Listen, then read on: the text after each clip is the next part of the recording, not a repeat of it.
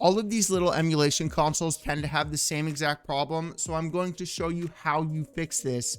You hit start, select. Now the problem that I am speaking of right now is delay. You hit the button to jump and it takes like a second.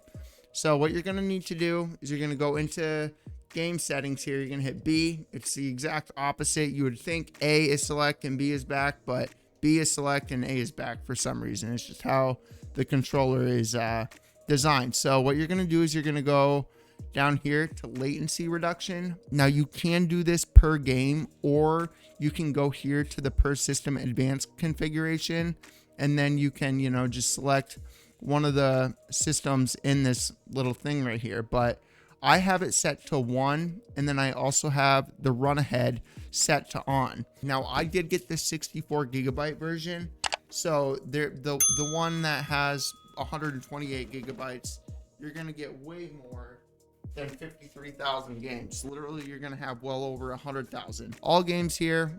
You got favorites, you got Amstrad, you got GX 4000, you got arcade, you got MAME, which is pretty much arcade, but not technically the same, I guess. How many of these? So there's only 11 games, and we got MAME. So we got Atari, we got another Atari, we got another Atari, we got another Atari, another Atari, we got Lynx, we got WonderSwan, we got WonderSwan Color, Capcom Play System, did not even know that this was a thing. Yeah, another Capcom Play System, again, did not know that that was a thing. Oh, are these those little consoles that you just, those like little plug and play consoles that you get at like Walmart or something? So we got ColecoVision, we got VIC-20, we got Commodore 64, we have the Amiga, we got VideoPack, we have Odyssey, Intellivision, MSX, MSX2, Vectrex, Super Nintendo CD, did not know that this was a thing either, PC Engine, CD-ROM, Super Graphics, TurboGrafx, NEC, TurboGrafx 16 CD, again, did not even know that this was a thing, PCFX, Game & Watch, Nintendo Family Computer, again, did not know that this was a thing. And that's why I like this. It's like, obviously I've checked these out, but I'm just saying I did not know some of the stuff is. But tell me that this doesn't remind you of like a NES, Super Nintendo, Dreamcast hybrid.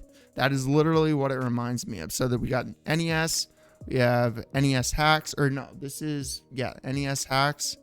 We got Disk System, we have Game Boy, Game Boy hacks, you got Super Famicom, we have Super Nintendo, you have Super Nintendo hacks, you got Virtual Boy, you got the Nintendo 64, which we are going to test out, because if it runs this, all the games are going to run. I've obviously tested some of the consoles that I actually like the Super Nintendo and the NES, but pretty much every single one of these things is going to allow you to play those fairly simply. How many games are here? Dang. Okay, so we got, I actually want to test this as well to make sure that that works, because that is a little bit of a harder one to run. So we got SQ-1000, Sega Master System, Mega Drive, Sega Genesis. Holy moly, Genesis hacks. We got Game Gear. We got Sega Game Gear hacks. We got Mega Drive, 32X, CD, Dreamcast, Naomi, Sharp 6800, Sinclair, Neo Geo System, Neo Geo Pocket, Neo Geo Color, PlayStation, PSP Minis, and then this is Supervision, and back to all games. So pretty much anything that you want, you're gonna be able to get on this thing. Sounds good to me. There's no audio. Go ahead and see if there's any slowdown here. Rundown.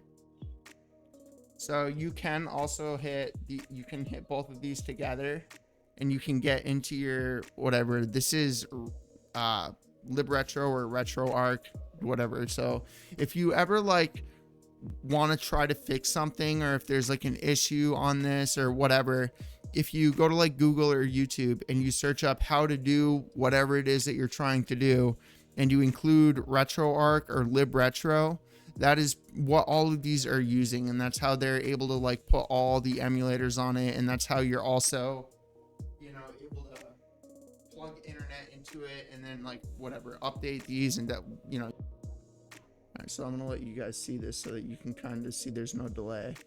You ready?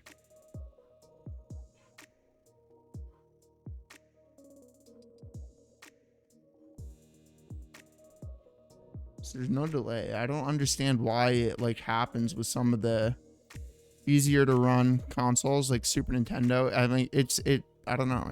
It's weird that that happens. And I love how they have that there already. I like how they have, so this up here, this is like how well the game is running and everything. So, all right. So in order to get into your settings, you hit that button. That's literally, you hit right. That's weird. All right. But anyways, I didn't realize. All right. So, oh my goodness. So this right here, you see the little, there's a little like, oh my god, it went away. You see the little pen that's moving?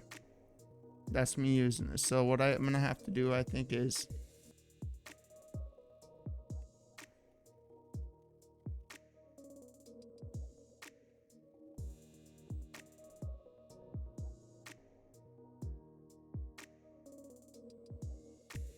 oh, okay. It's oh my gosh.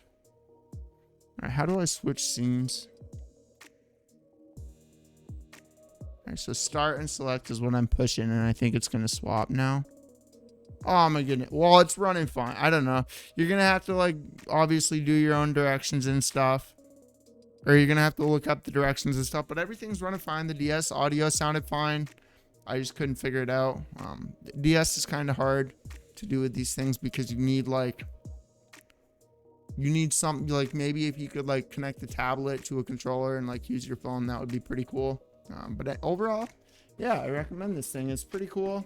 It comes with, it's pretty neat setting up. So I don't know if it's gonna corrupt the thing. I didn't do anything. But anyways, this is like an actual, I think that this is for the Android version. I'm not sure. Because obviously everything is, you see everything is still working. I'm pretty sure that this is for like the actual Android thing.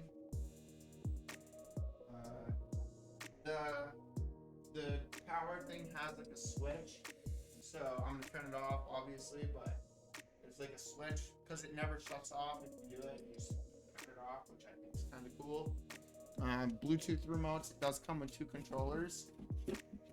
Just so I only have one, but you are gonna need your own batteries, so that's really the only con that I see about this thing. But as far as the controller, I've had a few of these ones with the PS2 type controller. It feels pretty good, feels pretty solid. The joysticks don't really feel like